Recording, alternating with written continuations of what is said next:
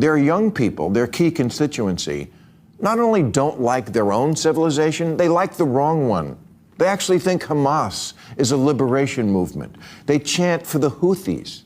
They're chanting, "We will honor our martyrs" at Yale. They're looking for love in all the wrong countries.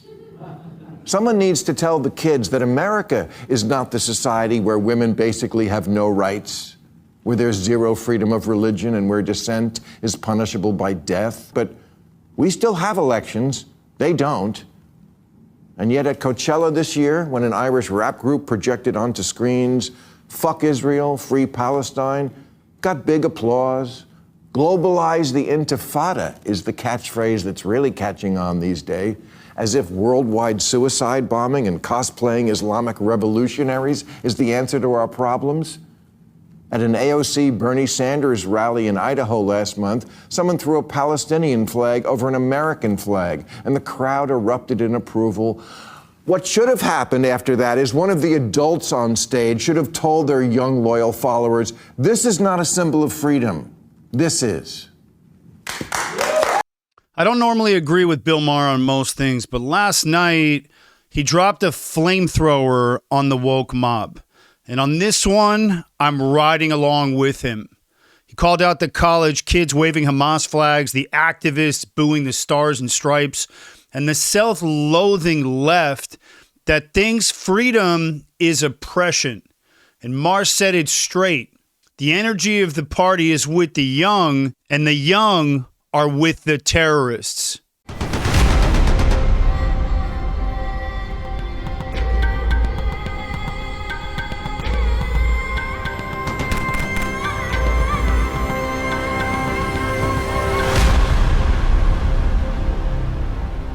So last night, Bill Maher took a flamethrower to the modern Democratic Party. And I'm not talking about the old school liberals. He's talking about the new, unrecognizable far left that's taken over. Snobs, self-haters, and Hamas apologists waving Palestinian flags at Bernie rallies. And he didn't just whisper it. He stood up, he clapped, he looked into the camera when he said, "The young are with the terrorists." Not hyperbole, actual quote. And Maher's monologue was a brutal reminder that if the Democrats don't course correct, they're finished. Because the fringe is no longer fringe. It's now the main act. And the crowd? Cheering Hamas and booing the American flag. At an AOC Bernie rally, someone threw a Palestinian flag over an American flag, and the crowd erupted in approval. And not a single adult stood up to say, this is the symbol of freedom, because they're afraid of their own base. And Maher nailed it. They're raising a generation of Americans who have no perspective. The kind of kids who would last 12 minutes in what he referred to as Intifadaville. Let me assure you, they wouldn't last close to 12 minutes. So let me translate that. These aren't rebels. These are soft, raised on TikTok, raised on DoorDash, not disciplined, zero reality babies. And before the monologue even hit, Maher opened the show with David Hogg, the Parkland activist turned DNC vice chair. And even he dropped a truth bomb. He said young men are leaving the left. Why? Because they feel judged. They feel like the fun is gone. They can't even talk without being attacked. And Hogg literally said Democrats need to reconnect with young men who just want to get laid and have fun. Right now, what I think happened last election is younger men, they would rather vote for somebody who even if they don't completely agree with, they don't feel judged by, than somebody who they do agree with, that they feel like they have to walk on eggshells around constantly because they're going to be judged or ostracized or excommunicated. We've created a culture where we say, well, if you say the wrong thing, you're excommunicated. And that's just not how human beings work. No, young people should be able to focus on what young people should be focused on, which is how to get laid and how to go and have fun. David Hogg for president, ladies and gentlemen. Great to see you. And Hogg said young people should be able to focus on what young people should be able to focus on, which is how to get laid and how to have fun. And you know it's getting bad when the DNC's youngest elected leader is begging his party to stop being such a buzzkill. And he's right, because the right has become the party of freedom, fun, and flags. And the left, they're the party of scolding, silencing, and socialism. And you know me, I don't normally get political, but this is actually what's happened. You ever wonder why I built this show? Because after October 7th, I watched the media lie. I watched people justify terror. And I watched the world turn its back on the truth. So I picked up this mic and I turned it into a weapon and this studio into my battle room. This isn't just a podcast. It's a counterterrorism mission. But I'm not backed by a network. There's no corporate sponsors. There's no PR team. This show runs on you. And if the truth matters to you, and if you've ever said, finally, someone standing up and said it, then help me keep it going. You can donate directly, or you can pick up my deep concealment holster, same one I trained Keanu Reeves on for John Wick, runs below the waistband, never gonna fall off you in lightning fast draw with just a little bit of training. Or you can grab a 3-pack of the Aaron Cohen famous Merkava coffee, strong enough to fuel counterterrorism. Or you can grab a signed copy of my best-selling memoir, Brotherhood of Warriors, The Story Behind the Fight. My memoir is the first American to serve in Israel's top special operations counterterror unit. Every dollar pushes the mission forward. Click the link below to support the show, because never again means now. And here's what Hogs gets that the woke machine doesn't. Young men don't want to be treated like suspects for merely existing. They want to build, they want to lead and laugh, and not be lectured by people with purple hair screaming about microaggressions. It's enough with this craziness. But I want to go back to Maher's brutal moment. Looked straight in the camera and he said, you tell your phone you want a milkshake, and a guy brings it to your house.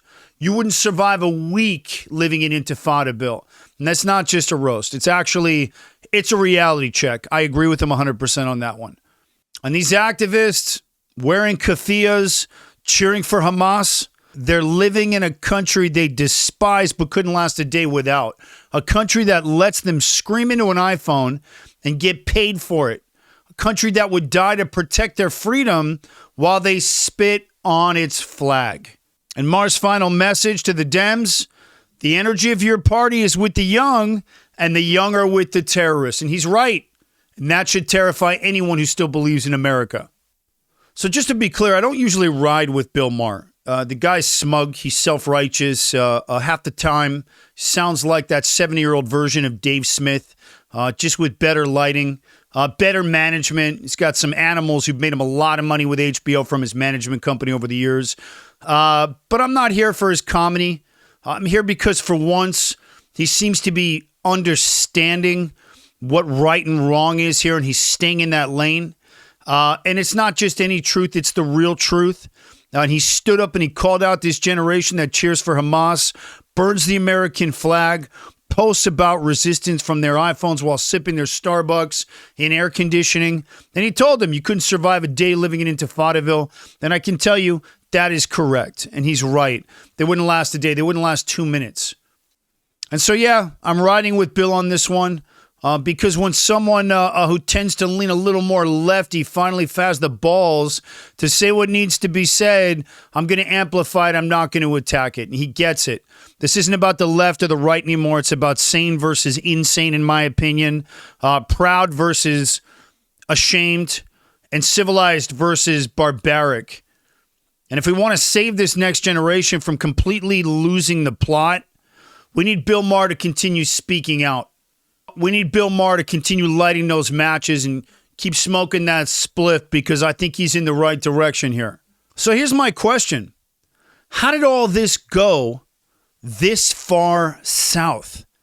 Who's behind the collapse of American values? What happened? The answer isn't simple, but I believe that it's deliberate.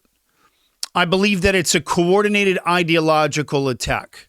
You've got Marxist professors preaching victimhood and class warfare from day one when you land in colleges. You've got anti-American nonprofits pumping money into activist groups that turn every issue into a reason to burn the flag. You've got Qatar and other hostile regimes funding campus centers, media outlets, and influencers who push Hamas propaganda straight into the minds of American kids. And then there's big tech algorithms designed to reward that outrage, that tribalism is what I'm calling it, and the lies and the misinformation. And the more extreme the take, the faster it spreads. And while kids are doom scrolling through fake Gaza genocide stories on TikTok, they're being psychologically groomed to believe America is the villain and the terrorists are the freedom fighters. Pile onto that the cowardice of university presidents, the silence of the Hollywood elites, and the spineless politicians who went along with all of this just to stay popular. And what do you get?